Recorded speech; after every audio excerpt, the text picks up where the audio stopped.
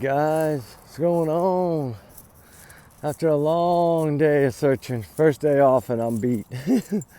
uh, we're winding down now. We just got back and we had to stop in town for a minute, and I wanted to check one thing out.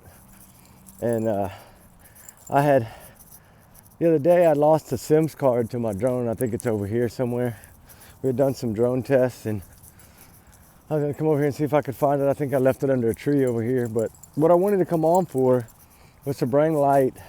Plus, I'm gonna load a whole bunch of footage from today from searching in San Antonio for Suzanne Simpson. So I'm gonna load a lot of that today.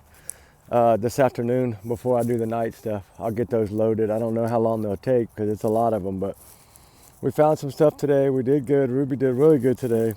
She even went for a swim, so in the cold water. But I wanted to bring up a case that I feel like maybe something fixing to break on. So I just kind of wanted to, like I said, bring it up. It's a Nikki McCain case. I don't know if y'all are familiar with that, but she went missing back in May. The 21st she was reported missing, but the 17th, a little before midnight, I think, or short minute after midnight on the 18th is the last she spoke to her sister by text message. She was, her husband that she was divorcing because he had tried to unalive her, and she had filed charges and all that good stuff. Anyway, she was taking the mother-in-law's car to the mother-in-law's house, supposedly, because they had family. Somebody was in the hospital on his family. And so she had been shuttling people around all day and shuffling people around. So supposedly she took the mother-in-law's Tahoe, which is on like an Indian reservation area. They don't allow you to search there. It's kind of weird. But anyway, she quit responding to her sister's messages around a little after midnight. And the last message I believe she received was she was taking the mother-in-law's car to the house to drop it off. But what's really confusing about this was how was she going to get back? And how was she going to get to her car? And where was the mother-in-law? Was she still at the hospital? Like, I don't know what this plan was. But suspect number one is, of course, the husband. Because you'll understand why in just a second if you don't know this case. Anyway, she's a mother of 4 out of California, Redding, California. And she went missing, was reported missing by her sister on, I think, on the 18th or the 21st of May. Something, one of those days.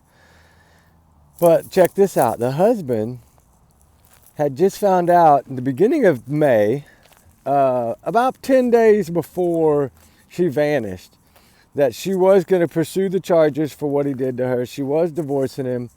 She was going to go through with the court case to press charges on him, or he would have went to prison, basically. And she vanished. Pretty much vanished. It was really halted. One of the craziest things to me was that her Chevy Avalanche, that she had only had about a week because they bought and sold cars, I believe, was found 45 miles away in another county under a huge overpass bridge. And partially either the driver's side or the passenger side, somewhere at the bottom, on the Avalanche they had that plastic molding, which looked like it had been burned and melted a little bit. The pictures are out there somewhere. I haven't been able to find them, but I know they're there somewhere because they were talked about on a couple of podcasts, I believe, about, the burn. And I think it was Nancy Grace, to be honest, that she talked about it, I believe. And needless to say, she's never been found.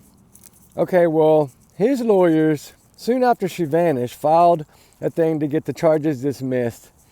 Because, of course, she was going to be the witness, right? She's the one that had to spend time in the hospital to recover after what he did to her for 3 hours.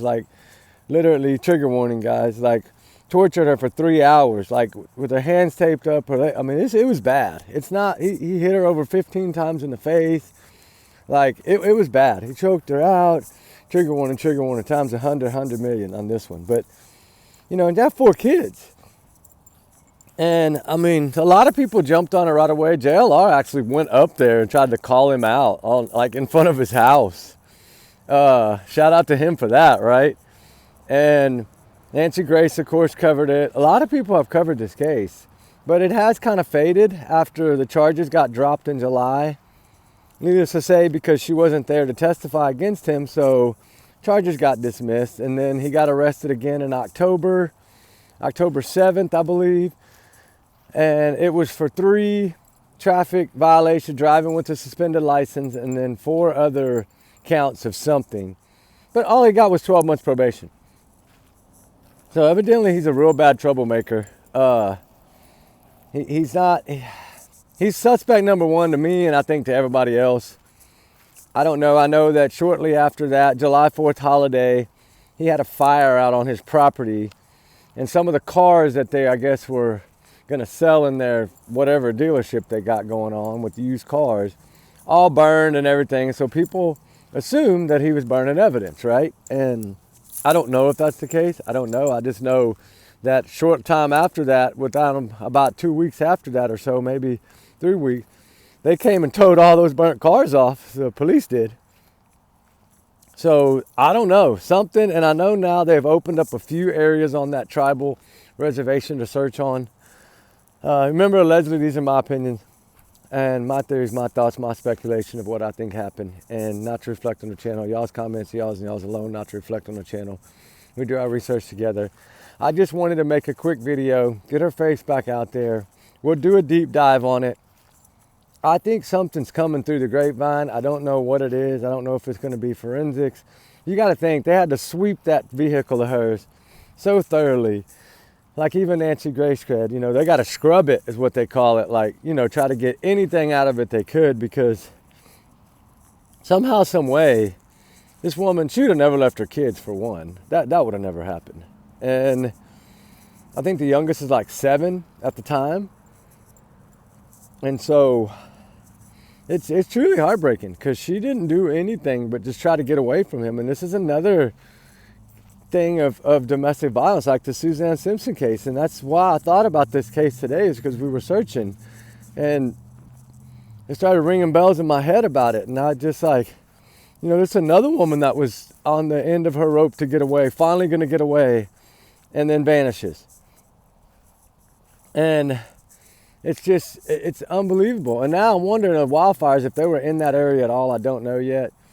Could have burned up anything possibly that might have been left. That's going to really be not good for the Nikki McCain case. But I don't know. That it's a very interesting story. I don't feel that it has, I don't know what it is. Like, how this man can get in all this trouble and get off every time. That's what I don't understand.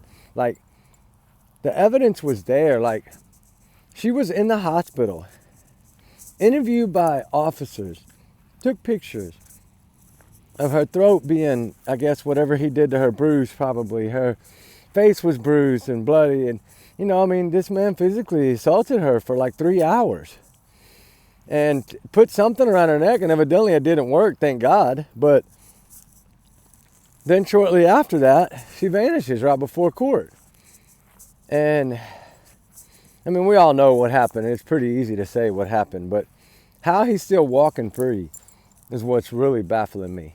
And I feel like something is going to have to give. So I wanted to take a little deep dive into it, give y'all some information on it, for refreshing y'all's brains so y'all can start researching it again. There's a few new things out there, not a whole lot, but we're going to take a deep dive into it one day next week and really break this whole thing down and try to understand and see if we can connect some dots somewhere. Everybody's got to try, right? And we haven't taken a deep dive on this case yet, but the Suzanne Simpson case really made me think about it. So I'm going to take a little look into it and see.